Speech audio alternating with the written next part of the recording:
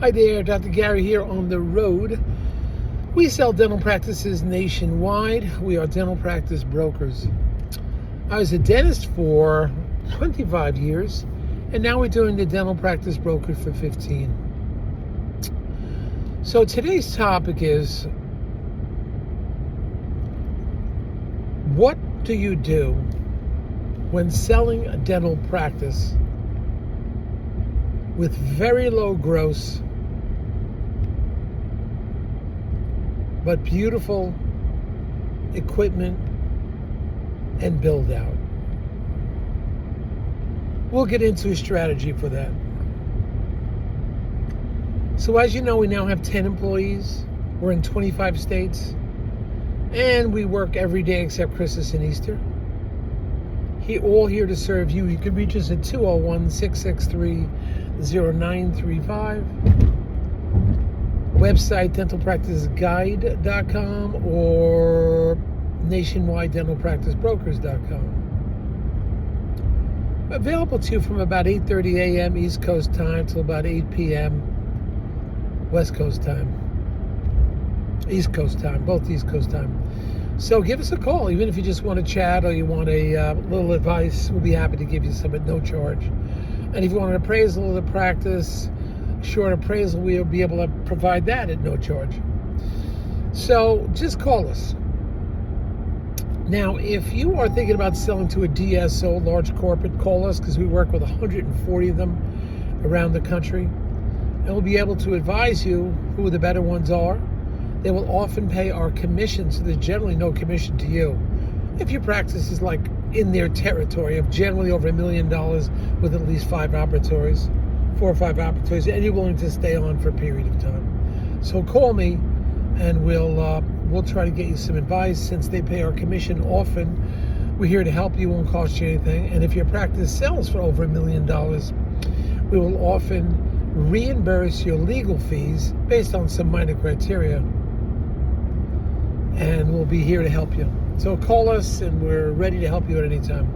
Anyway, we have a dilemma when selling a dental practice. Really nice build out, beautiful plank floors, ADEC equipment, 4 operatories, elevator building, windows in each room, x-rays in each room. I mean, this was pretty much ready to roll office. I'd say, middle of the road, but pretty nice office, moving condition. I don't think you'd have to spend any money in there. Front was upgraded, reception room was upgraded, chairs are very acceptable, no clutter at all. I mean, this shows really well. It's a moderately built office with some nice ADEC equipment in a few of the rooms. I don't know what you would possibly spend on. Here's the dilemma. Doctor's only there like 1 day a week, and they're only producing about $48,000. That's it. So if you look at this on paper, it's not a very productive office at all. But you got a great facility. Doctor wants double the gross, about $95,000, and we'll try to achieve that. But remember, a bank's going to look at it and say, well, there's no productivity here. This is going to, by the time you pay the rent, you can't make any money.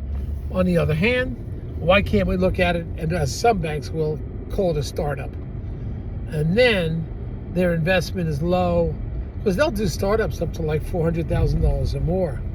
But they're very hesitant in a practice that already has a gross, and they'll say it's not productive, and probably the new buyer won't be productive. So I think that we have a situation here that is a bit challenging. We'll try to sell it for the doctor, but I don't know how much we're going to get for it. I don't think we're going to get more than 90 some odd thousand, even though it's a really nice facility and would probably cost $400,000 to build. But remember, as I've said many times, a new buyer is going to do a new build, wants to build where they want to build, maybe with high visibility, maybe an outdoor entrance to a strip center. They're going to have criteria. And even though you have some ADEC equipment, they may not like the color of your chairs, the color of your cabinet, color of the floor, because if they're going to build and the bank's going to give them the money, they'll build exactly what they want in the exact location with the exact equipment. That's what it comes down to. So this is a challenge to sell this office. I'm not sure what's going to happen. We'll try to do our best to help them, and generally we don't even work with offices that this low gross. Just don't do it. But we're trying to help the doctor out. We know who the doctor is, and we'll give it our best bet. It's in a good, busy area, but it's going to be a challenge. And we're fortunate to have some multi-million-dollar practices too, and most brokers won't even work with the practice grossing this little. But we're trying to help out. We don't want to be too stuffy that we can only do $1 million practices. So we'll try to help them out, and we know the doctor. Excuse me, it's really sunny here in New Jersey, one of the rare times. So we'll try to help the doctor, but it's a challenge. What do you do in a situation like this? You've got to get the gross up. You've got to work there harder. You've got to show tax returns that are showing serious growth of a few $100,000. Or else, you got a losing investment. That's what a problem is here. And I'm not sure what the end result's going to be. I think it's going to be challenging. Generally, we find for some reason these practices, even though they're nice, and this one's nice for operatories, it always seems to sell in that $45,000 to $89,000 price range. Of course, that's offices that have no activity at all. Maybe we'll get more from this. I'm not sure, but we're going to try to give it our best bet, and we'll see what happens from here. All right. Anyway, thank you for tuning in. Hit the subscribe button if you like what you hear, and you'll be alerted. In fact, today I think I'm doing 4 videos just today. So there's always new information. Every deal is different. Every situation is different. It's never the same.